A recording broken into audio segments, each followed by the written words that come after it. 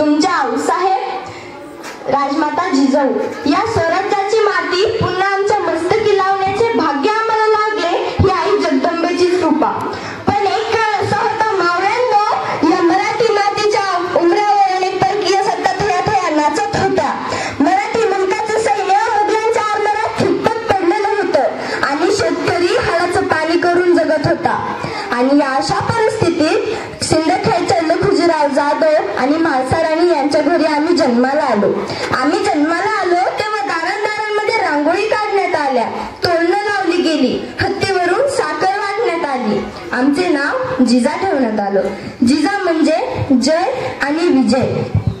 आजूबाजूला सैनिकांची वर्दळ, युद्धांचे डाव पेच, सल्ला मसलती आणि न्यायनिवाडे तर निश्चितच. हे असं होतं आमचं बालपण. युद्धकला तर आम्ही शिकलोच, पण त्याचबरोबर 700च्या वर मुलींची फौजही तयार केली. सकाळ सकाळी आम्ही जेव्हा घोड्यावरून रपेट करायला जायचो तेव्हा गावाकोसातल्या काही बायका कौतुक करायच्या तर काही नाकही मुरडायच्या. काही म्हणायच्या कसं होणार या पोरींचं. पण आम्ही मात्र निश्चय केलेला स्वतः बरोबर इतरांचंही रक्षण करता आलं पाहिजे. म्हाळसा राणीच्या इच्छेखातर आम्ही 6 भाषाही शिकलो. रामायण महाभारता सोबतच नामदेवांचा गाथा, कबीराचे दोहे, कुराण, बायबल वाचलो आणि समजूनही घेतलं. पण आमच्या मनात एक प्रश्न निर्माण झाला, धर्म म्हणजे काय?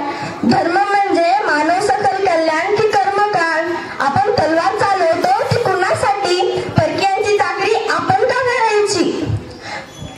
झुंजणार आपण, मारणार आपण आणि मरणारही आपण. आणि कसलं आलं हे पारतंत्र्याच्या मूर्णात जगणं. मरायचं होतं मरायचं आणि निवडून येतो तो शाह बादशाह. हे विचार आमच्या मनात एक वादळ निर्माण करत होते. अवलंब्याच्या आर्त पिंकाळ्यांनी सह्याद्रीलाही जाग येत नव्हती. जणू प्रतिकार शक्तीच संपली होती.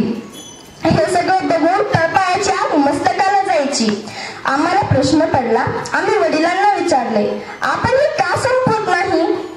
वडिलांनी उत्तर दिले, त्यांनी याच भूमीवर आसमंताकडे बघून तुतारी फुंकली, हर हर महादेवाच्या गर्जना करत ढाल तलवारी लढवल्या.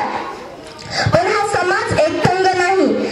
समाजाला बांधून ठेवतो तो एकथंग स्वातंत्र्य विचार. पारतंत्र्याची चीड नाही, स्वातंत्र्याची ओढ नाही. आम्ही पुन्हा विचारले, एक संघ विचारासाठी आम्ही काय करावे? वडिलांनी शब्दांची जुळवणी करत उत्तर दिले, बेटा, जिथे रेतीचा छळ होतो, रक्ताचे पाटे वाहतात, तिथे गवतालाही पाले फुटतात. जगण्याचे भान मिळते. सहस्त्र उमलणाऱ्या कोमांना जगण्याचे भान मिळते या स्वातंत्र्याच्या सूर्यामुळे. पण हा स्वातंत्र्याचा सूर्य असाच उगवत नाही. त्यासाठी पारतंत्र्यात श्वास कोंडावा लागतो. मनगटात बळ आणून तलवारी लढवाव्या लागतात. हातात पेटत्या मशाली घ्याव्या लागतात. मनुष्य जातीला पेटावे लागते.